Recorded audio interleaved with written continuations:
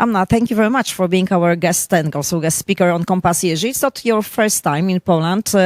What is the most important outcome of the discussions that you heard today and you participated in? Well, thank you so much. First of all, it's not my first time in Poland, but it's definitely my first time in the Warsaw Stock Exchange, which is like itself an incredible experience. So congratulations for hosting such a gathering and bringing not only the speakers from Poland, but international speakers from China, from the US, from the Middle East together under one roof. I think the topics were extremely thought-provoking and interesting. Should a company operate like a family or like a sports team? Resilience, what does it mean in today's day and age? And the most important topic, the future of the workforce. You know, if sustainability is extremely important, diversity is extremely important, but at the same time, you have a completely different generation that would be entering into the workforce, right? And how much we as leaders are prepared for it. What are they looking for versus what we are giving? So I think very, very interesting discussions and different global perspectives, which made it super intriguing.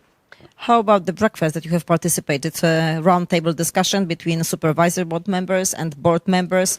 What are the key challenges? And if you see any differences between the regions, Middle East and Europe? Yeah, so the roundtable was super interesting. And thank you for bringing together such senior industry leaders, supervisory board members and chairmen of chairwomen of different organizations. I think different people have a very different perspective depending on the industry that they belong to. Like their firms and their CEOs who are sitting there who are in the business of sustainability, right? The way each employee of theirs is coming to work, they are working just for the environment, right? Whereas on the other hand, there are businesses represented where their main mission or main purpose is not sustainability. But then how do you bring that mindset? So the challenge is very, very different. And then we also spoke about a very interesting perspective, which is family-owned businesses versus corporations. The size matters. You know, when you have family-owned businesses and you have been growing slowly and gradually, you have had one mission being passed on from generation to generation. And even if it changes to adapt to the times, people have a very strong sense of what they're contributing towards and their values. Corporates, as they become bigger and bigger, it's extremely hard. I mean, you're managing like thousands and thousands of employees. Some are remote, some are in person, you know. So there are different strategies required. We did talk about how much inspiration of a leader and the authenticity and having your vulnerability, which was not the case in the past, because in the past, the leaders had to be picture perfect, know all the answers, and go, and everybody's going to follow you. But now showing your vulnerability, showing that you don't know all the answers, and you're probably going to figure it out together, you will learn, you will repivot, technology is moving fast. And that kind of inspiration is something that will connect the people to the purpose. And if sustainability and diversity is part of your strategy, people would believe in it. But it comes from your heart. It doesn't come from a purpose or a mission statement printed on a wall. And the difference between the leaders and the way of thinking, Middle East and Europe, what are your key findings?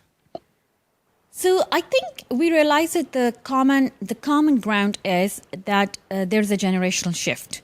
The new generation, they know a lot more about the environment. They're more purpose-driven than our generation. When I say our generation, we were like raised to like work in a corporate, climb the ladder, get to the top. You know, it was very systematic, right? I don't think so. We valued our social life or health or well-being. And we don't have that many opportunities. It's not that you could have a portfolio career. You could have like a YouTube content creation, plus you could work in a corporate, right? So the choices were also limited. So I think what we agreed is whether it's Middle East or Europe, there's a generational shift and a mindset shift, which is driving and forcing a leadership change. That's the common thing. Now, what's different is, I think, how much governments, regulators are pushing and advancing the agenda, right? You must have heard recently the steps that UE has taken to really become an AI-first country in the world, right? I think in Europe, you see a little bit slow pace from the governments and the regulators in order to advance those kind of agendas, upskilling the nation, making sure that women are not left behind while this upskilling happens, you know, investments into startups, taking those startups beyond the country, expanding the horizons. I think that pace of innovation and that pace of execution is a little bit more in the Middle East than in Europe. And I think Europe needs to have that pace and sense of urgency and, just get things done even if they're not perfect. Yeah.